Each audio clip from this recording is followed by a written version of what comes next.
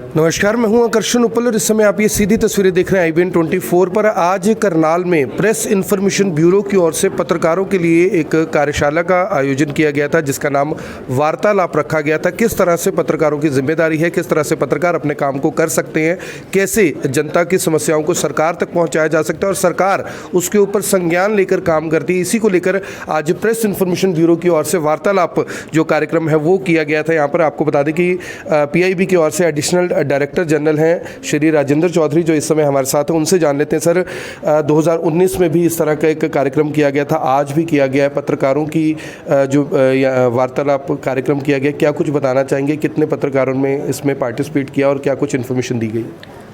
सूचना व प्रसारण मंत्रालय द्वारा डिस्ट्रिक्ट लेवल तक हम लोग मीडिया तक पहुंच बना सकें, सरकार की योजनाओं को ग्रासरूट लेवल तक प्रचारित कर सकें, उसके लिए आज यहाँ पर वार्तालाप का आयोजन किया गया। जैसा आज हम सब ने देखा कि यहाँ पर हमने एक प्रेजेंटेशन दिया कि किस तरह से ड्रोन टेक्नोलॉजी को किसानों के फ़ायदे के लिए इस्तेमाल किया जा सकता है। यहाँ पर डॉक्टर सत्येंद्र यादव थे, हमारी पहली महिला वुमेन पायलट थी निशा सोलंकी, और अभी आपके सामने एक ड्रोन का डेमोन्स्ट्रेशन भी किया जाएगा।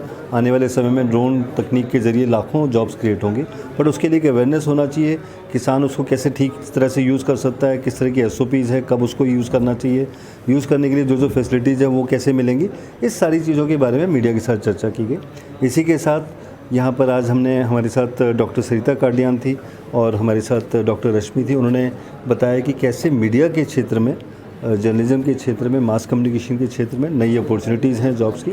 और हमारे साथ डॉक्टर आबिद थे, जिन्होंने सोशल मीडिया की रेगुलेशन के बारे में, सोशल मीडिया के साथ किस तरह की प्रिकॉशंस हमें लेनी है, कैसे हम उसका इफेक्टिव यूटिलाइजेशन कर सकते हैं, किस तरह की योजनाएं हैं जो सोशल मीडिया की भारत सरकार के द्वारा संचालित किया, उसके बारे में प्रेजेंटेशन दिया। तो कुल मिला के ये हुआ कि मीडिया को हमने उन सब स्कीमों के बारे में बताया जिसकी जानकारी ग्रासरूट लेवल तक होनी चाहिए, एक किसान तक उसकी पहुँच होनी चाहिए।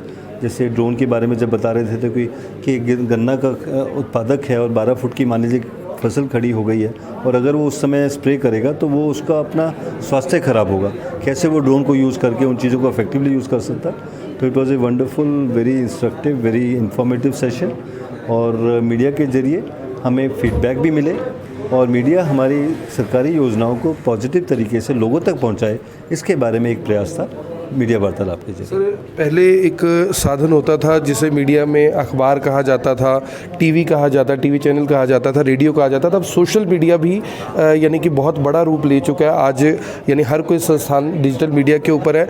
ऐसे में सोशल मीडिया की रिस्पॉन्सिबिलिटी बहुत बढ़ जाती है। इसके लिए PIB आगे चलकर क्या कुछ करने वाला है, सरकार की क्या योजना है इसको लेकर, और किस तरह से रेगुलेट करने के लिए, ताकि डिजिटल मीडिया में जो अफवाहें फैलती हैं, भ्रांतियाँ फैलती हैं, गलत जर्नलिज्म के जरिए गलत खबरें पहुंच जाती हैं लोगों तक, उसके लिए क्या कुछ कहना चाहिए? यहाँ पर हम लोगों ने पत्रकारों को बताया कि PIB फैक्ट चेक नाम से एक ट्विटर हैंडल भी है।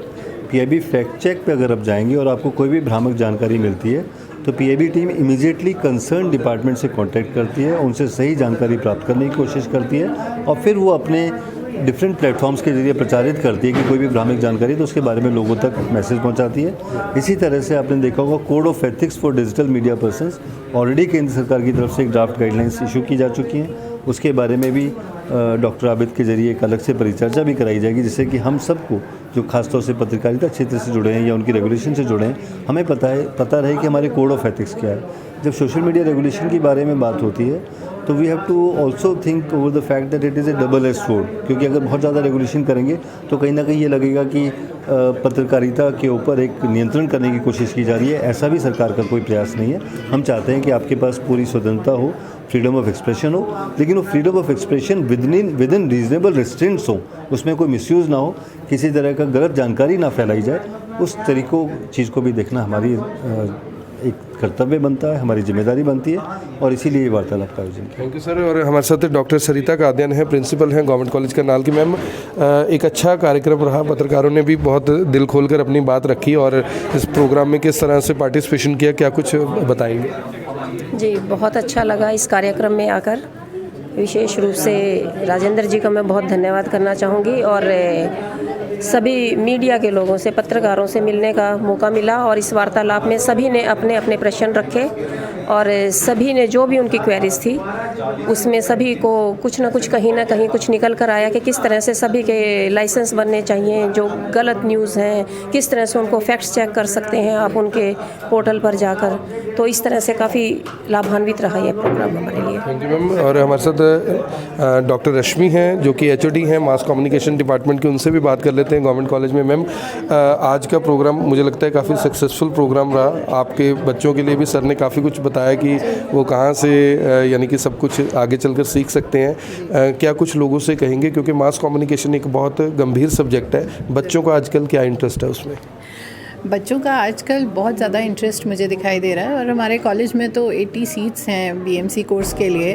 तो इसमें मुझे बहुत बड़ा जो बदलाव देखने को आजकल मिल रहा है, अगर मैं पिछले 10-12 सालों की बात करूं तो उसमें जो फीमेल रेशियो है वो बढ़ता जा रहा है। हमारे मास कम्युनिकेशन कोर्स को करने के लिए लड़कियाँ ज़्यादातर आगे आ रही हैं और ये बहुत अच्छा एक चेंज है जो मुझे देखने को मिला। इनफैक्ट मेरे स्टूडेंट्स यहाँ पर मुझे दिखाई दे रहे हैं कि वो पत्रकारिता करते घूम रहे हैं, रिपोर्टिंग करने और इस वर्कशॉप को अटेंड करने के लिए आए, जो कि बहुत पॉजिटिव मुझे भी लगा एज ए टीचर कि इस तरह का एक बदलाव मुझे देखने को मिल रहा है यहाँ पर। तो एक बहुत अच्छी शुरुआत है और पीआईबी की तरफ से राजेंद्र जी ने हमारे को एक ऑफ़र भी उन्होंने कहा कि अगर कोई हमें इंटर्नशिप के मामले में अगर उनसे कोई हेल्प चाहिए तो वो उसके लिए तैयार हैं। तो we are looking forward to it. Thank you ma'am, thank you very much. और जैसे कि मैंने आपको बताया कि डिजिटल मीडिया को लेकर किस तरह की रेगुलेशंस होनी चाहिए, क्या लिमिट्स होनी चाहिए और किस तरह से जो गवर्नमेंट है वो उसके लिए काम कर रही है, इसके लिए आज यहाँ पर जो जानकारी है वो वार्तालाप नाम के इस कार्यक्रम में दी गई। मेरी आप सभी से अपील, जो भी लोग इस वीडियो को देख रहे हैं इसे साथ के साथ ज़रूर शेयर करें। आप देख रहे हैं ABN 24, मैं हूँ आकर्षण उपल करनाल से, आप सभी के साथ लाइव। धन्यवाद। अब यहाँ तक आ ही गए हैं तो हमारे चैनल को सब्सक्राइब जरूर करें और नीचे दिए गए बेल आइकन को जरूर दबाएं ताकि हर खबर सबसे पहले पहुंचे आप तक।